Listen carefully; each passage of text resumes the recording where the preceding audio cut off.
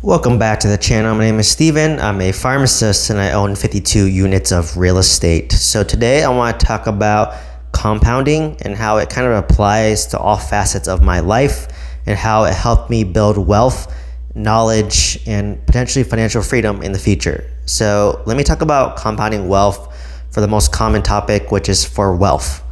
So for me, what I've learned after starting to invest since 2013, starting in 401ks, index funds, real estate, is in the beginning when you're investing, it's very slow, very steady, and you don't see much growth. So it's like very discouraging for like the first 5 years. Like I remember when I invested in stocks from like 2013 all the way up to 2017, it was a pretty good run that year, but I just remember like it felt very slow. Like I didn't have much money, but all of a sudden my money doubled, right? Because the market was averaging 15-20% a year for the first few years. So it kind of feels slow, right? Because the average is supposed to be about 7% for the S&P 500. So it's obviously double what it normally is. But it still felt slow to me because I remember just looking at it every day, and then I was just like, you know what, it's not really growing much. I had it invested in the S&P 500, I dollar cost average, I'd reinvest the dividends, and if you look at it every day, it just seems like the same.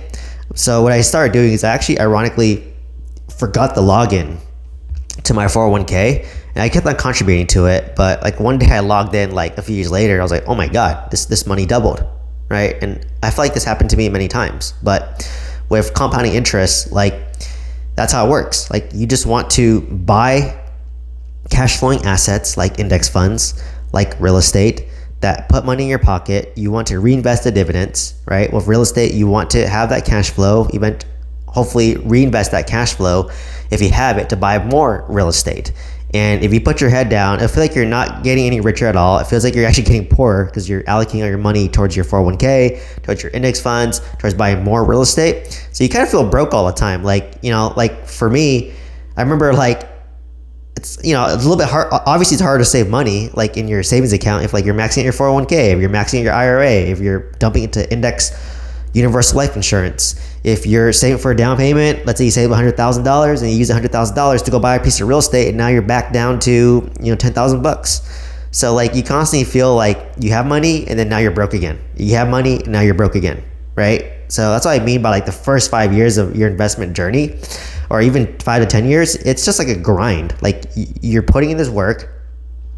You're managing your income, you're trying to increase your income, you're trying to lower your expense as much as possible. Whatever your savings rate is, you want to invest that into cash flowing assets like index funds, like real estate, whatever that looks like, right? So you want assets that give you back income. So it could be dividends, it could be cash flow, principal pay down, all that good stuff, right? And then you just let that compound over time, and you never want to sell. So for me, the moment I put money into index fund, the moment I put money into Apple stock, if I put money into universal life insurance, I never want to sell until I'm at the age where I want to retire and enjoy my money, right? But while I'm still working actively W-2, I'm not going to enjoy it yet. So it's delayed gratification. So I remember for me, the first it even hit me that I was worth $5 million until I checked. I remember I used Person to Capita, and I was just putting all my properties in there, and I was just like, holy shit, I didn't even realize I was worth 5 million because I wasn't tracking it at all. When I started tracking, I was at 5 million already, roughly.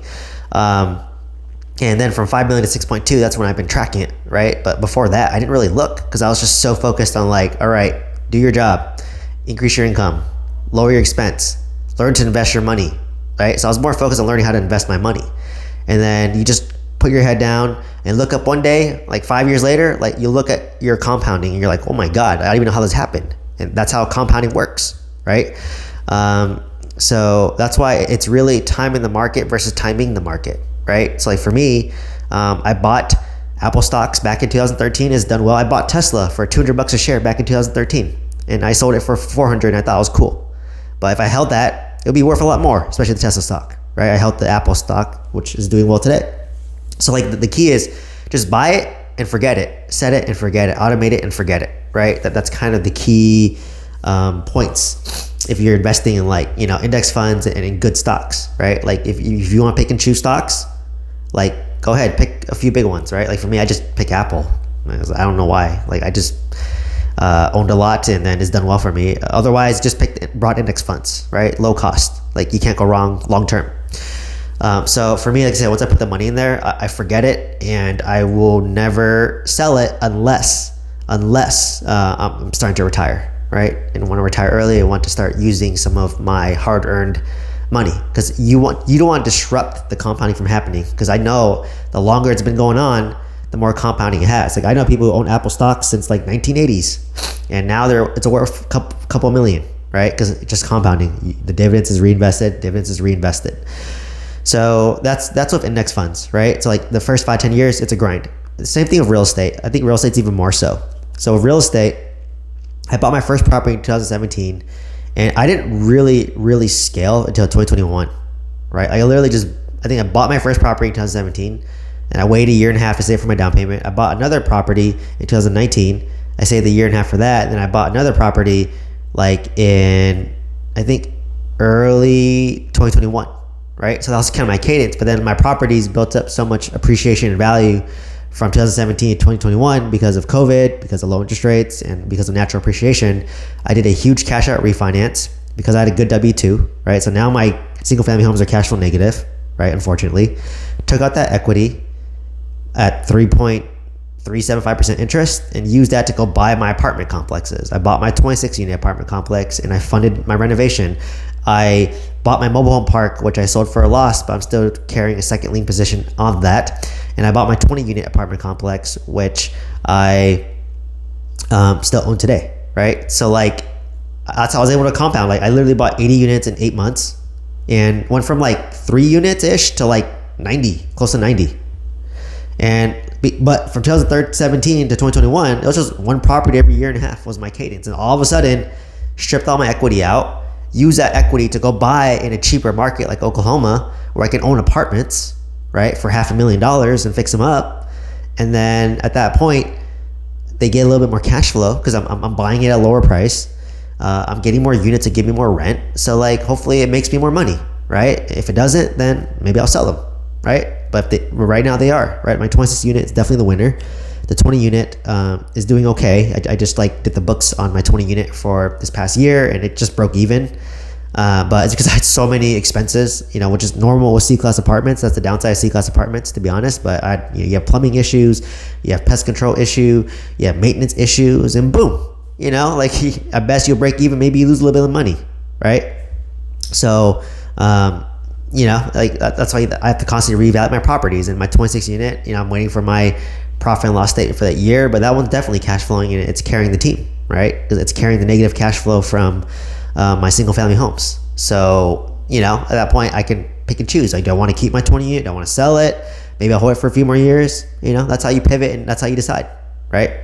And that's why I like to diversify between single family homes as well as multifamily, because I have the best of both worlds. Because 1 to 4 units crashes at different cycles versus 5+ units. So usually when residential real estate, so 1 to 4 units is at its peak, that's when typically multifamily real estate, which is 5+ units, is at the bottom. So if I sell my single family homes at the peak, I can use it to go buy multifamily real estate at like 40-50% off, and then that's how you scale, right? That's what I'm planning on doing if multifamily crashes this year or next year.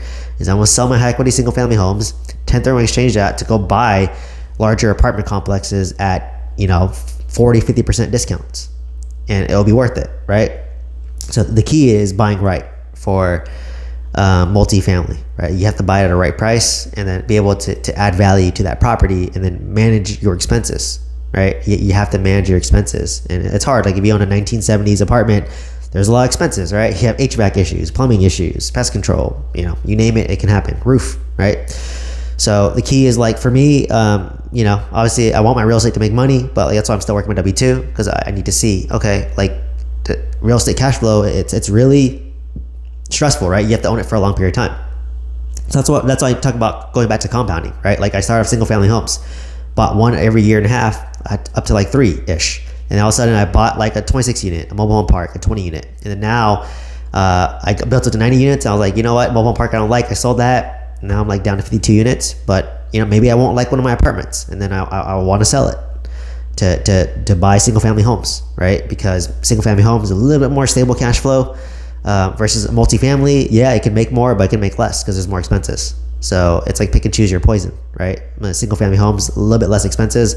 Multifamily definitely more expenses, right? Especially if it's a 1970s property versus a 1970s single family home. Not as many expenses for that. So that's what I mean as well for compounding. Like over time, what happens? Your rents increase over time, right? Over time, you're doing principal pay down. Every time you pay your monthly mortgage payment, some goes to interest, some goes to principal. So over time, that's being paid down tax-free. You have natural market appreciation over time, right? So you have rents going up over time, hopefully. Principal pay down over time. You have market appreciation over time. And you can do forced appreciation over time, because if you can renovate the property and make it nicer, it can be worth more. Or you can raise rents like in multifamily, increase your income, lower your expenses. That'll increase income as well, right? So there's like many ways to do it. So if you do all four of it, that's where it becomes powerful. And that's what I did. That's how I built up my net worth. Is I would leverage all those cogs, right? I would put 10% down on a property, so I'm leveraging. I would rent it out, and it would break even or cash flow a little bit. And I have principal pay down, and they're paying down my loan for me. I have market appreciation was done well for the Bay Area. Like my homes average $80,000 in appreciation every year. My rents are going up over time, right? Like I just recently raised rents by like $200-$300 each for my single family homes in California, and they're still below market rent. And you let that compound over time, and your loan stays the same, right? If you locked in like great interest rates at 3-4%, like man, you'll never get interest rates that good as that again, right? Like I'd be happy for a 5% interest rate now. So you let that compound over time, and that's what I'm hoping for my apartments. Like maybe once you fixed everything in your apartment and stabilized, the expenses will start to go down because I fixed everything already, right? So if everything's fixed, then my expenses go down. So that's why I say you have to hold these apartments long term, because my rents are gradually going up. My expenses are hopefully gradually going down because I'm fixing everything, right? I'm fixing the plumbing issues, I'm fixing the HVAC issues, I'm fixing the roofing issues, and eventually everything's fixed. Then hopefully the expenses are lower, and then now you have more cash flow, right? Because your income is higher, your expenses are lower. So if you look at most of the real estate investors who are on YouTube, they've been doing real estate investing for 14 years. I've been doing it for 7 to 8 years now. And it takes that long, to be honest. It takes, I would say, 10 to 15 years of real estate investing to really see that compounding effort. But for the first like 5 to 10 years, if it's a grind, you feel shitty, you don't think you're doing it right, you're like, is it worth it? But then once you've done it for like 10 to 15 years, that's when you really start to see the compounding happen, right? And that's when your real estate can buy you more real estate, right? Like my apartments, I bought for my 2016, I bought for $500,000. I put in 300s, worth maybe 1.5 million. I can do a cash out refinance, pull out my down payment, pull out my renovation costs, and then use that to go buy another apartment complex, right? And then now that apartment complex, I do the same thing, right? I will put a down payment, I'll fix it up, raise the value, raise the rents, lower the expenses, increase my NOI, increase the value, and then pull out that money, right? Pull out my down payment, pull out my initial down payment, pull out my initial renovation costs, and use that same money for my 26 unit to buy another apartment, and then to buy another apartment. So that's how real estate really compounds over time, right? And I'm 34 years old for context. So like, if I can cash out refinance my apartments every 10 years, if I have a 10-year loan or balloon, then I'm gonna pull out my money and then basically continue to buy real estate, right? And scale my portfolio and diversify between single family as well as multifamily, so that I have the best of both worlds.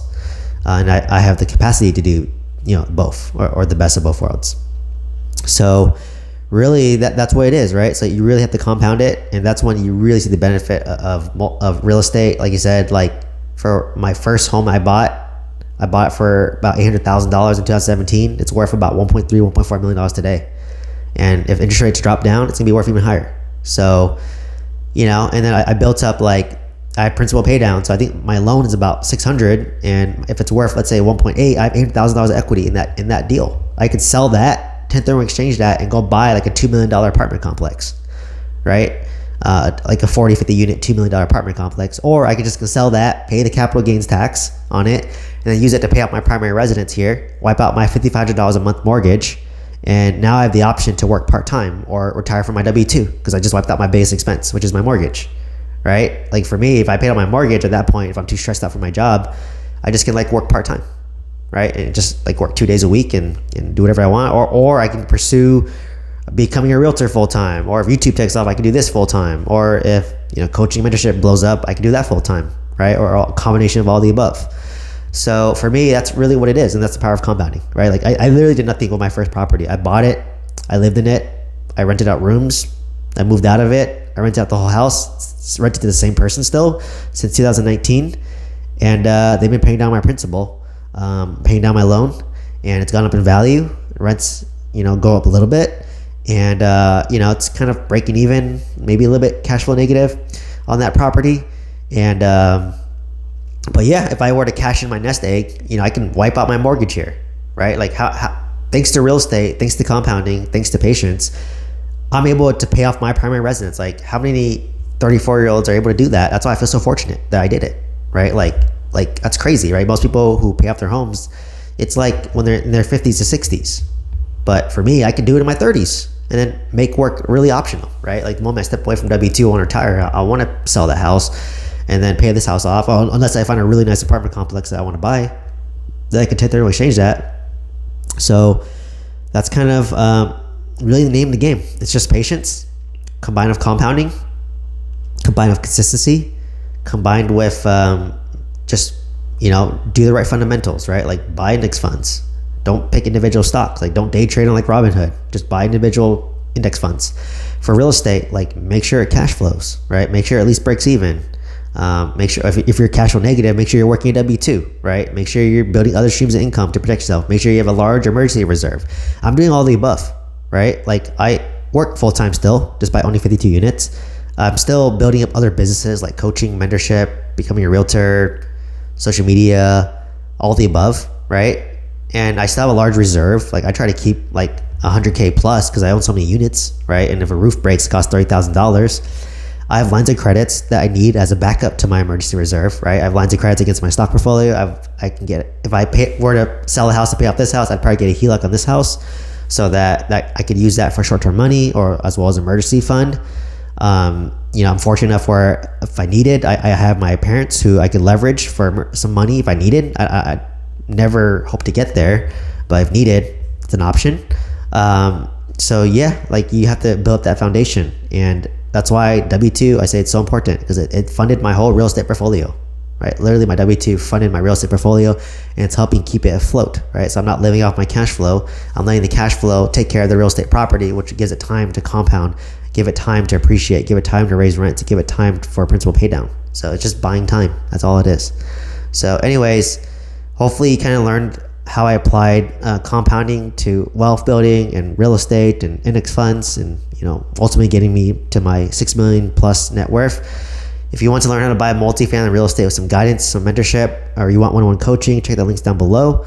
Otherwise, please like, comment, subscribe, and I hope to see you in the next one. Thank you so much.